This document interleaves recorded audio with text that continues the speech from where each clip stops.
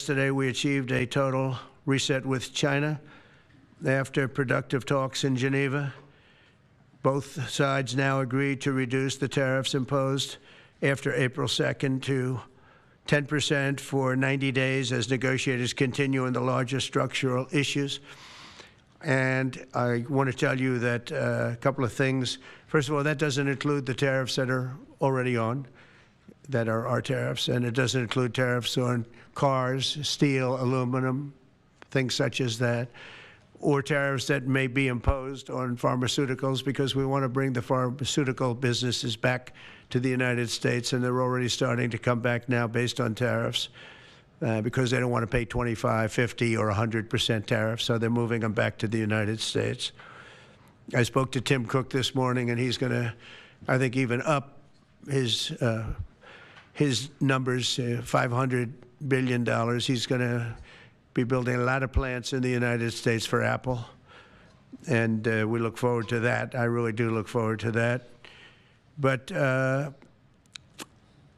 the talks in Geneva were very friendly. The relationship is very good. We're not looking to hurt China. China was being hurt very badly. They were closing up factories. They were having a lot of unrest. And they were very happy to be able to do something with us. And the relationship is very, very good. I'll speak to President Xi maybe at the end of the week. We have some other things we're doing. But one of the biggest things that we're doing, and I don't know if people realize this, but we made a great deal with China, a great trade deal.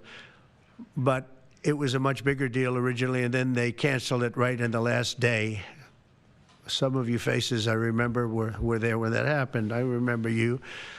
And we had a deal where they opened up their country to trade with the United States.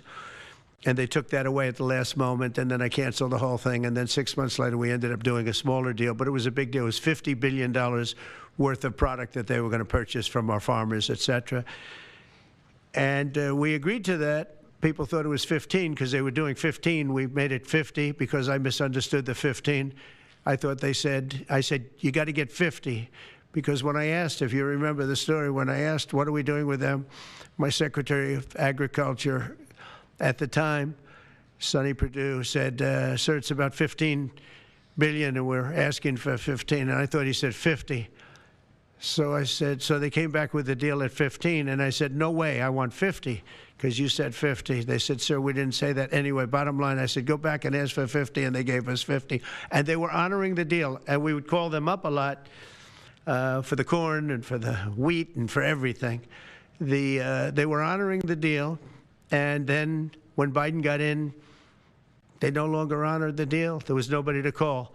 I would call on an average of once every 2 weeks to say, come on, you have to speed it up a little bit. And our farmers were doing great. I said to them, buy more land and bigger tractors, if you remember. That's what happened. But the deal was a very good deal. But the best part of the deal was that we opened up China. China agreed to open itself up to American business to go in. And it would have been a great thing, I think, for China. They would be able to see things that they haven't seen. They would be able to buy products that they have never been able to buy. Would have been great for American business. I think it would have brought unity between China, better unity between China and the United States. And the bottom line is that they canceled it the last day. We were all set to sign it, and then I went a little bit angry. I got a little angry. I said, they canceled the deal. The deal was done. It was all ready to be signed. And people went over, they came back to me, sir, they don't want to sign the opening up China. Well, the biggest thing that we're discussing is the opening up China, and they've agreed to do that. But it's going to take a while to paper it. You know, that's not the easiest thing to paper. But that's the single, I think, to me, some people would disagree. Some people would say we're getting a lot of money with tariffs or whatever. But, you know, especially when you add what we already have. Because remember, we're already getting the 50% on steel and different things. That's not included in these numbers. So you can add that. But the biggest thing to me is the opening up. I think it would be fantastic for our businesses if we could go in and compete with China. It would be a lot of jobs for China. It would be, I think, at a time when they can frankly use the jobs. And that's what we're talking about. So that's a very, very important element to add. So when Scott, I watched him speak the other day, and I think he didn't want to say it, but I said, it's okay to say it. Look, if we don't get it, we don't get it. But if we don't get it, it won't be a positive thing. But if we do get it, I think it's maybe the most important thing to happen. Because if you think about it, we opened up our country to China. They come, we don't, I mean, they have very few restrictions. And they didn't open their country to us. Never made sense to me. It's not fair. And they've agreed to open China, fully open China. And I think it's going to be fantastic for China. I think it's going to be fantastic for us. And I think it's going to be great for unification and peace. China will also suspend and remove all of its non-monetary barriers. They've agreed to do that. Well, they're very numerous. But again, to me, the biggest thing that came out of that meeting is they've agreed. Now we have to get it papered, but they've agreed to open up China. It's going to be great for everybody. And third, I'm very happy to announce that Idan Alexander, an American citizen who until recently most thought was no longer living, thought was dead, is going to be released in about 2 hours, actually. And he's going to be released before the eyes of Steve Witkoff, who has done a fantastic job. I just, you know, I know a lot of people that have a lot of talent. I know Steve had a lot of talent. But I know a lot of people with a lot of talent, but there's one that I thought had a special way about him, special personality. Aside from being a good deal maker, had a special way about him, and it was Steve. Knew very little about the subject matter, who does? But he learned it in about 2 hours.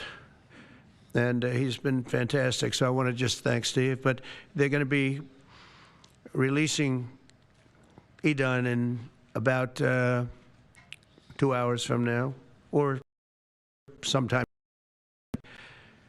And again, they thought he was dead just a short while ago. His parents are so happy. They're so happy. So it's, as you know, Idan's the only American citizen who's captured and held hostage by Hamas since October 7th, 2023. And he's coming home to his parents.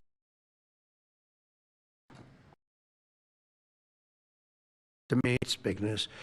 They thought he was dead. So that's that. So we'll be heading there, and we'll be seeing 3 primary countries. You know all about that: Saudi Arabia, UAE, Qatar. On Thursday's meeting with Russia and Ukraine is very important. I was very insistent that that meeting take place. I think good things can come out of that meeting. Stop the bloodshed of the horrible, it's a bloodbath.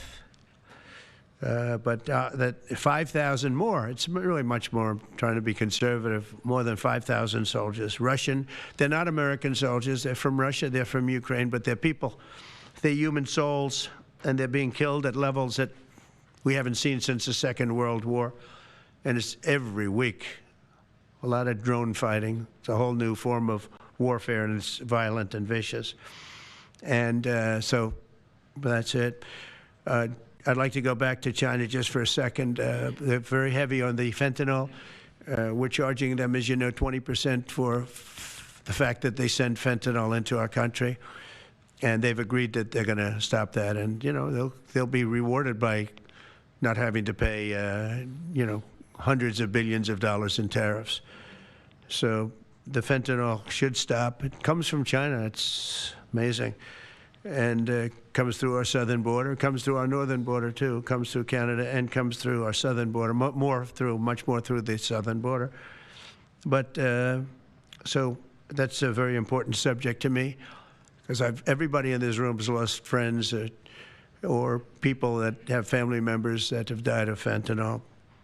So there's a big incentive for China to stop, and I take them at their word. They're going to work on that, I think, very hard. And one thing, when they work on something, they get it done.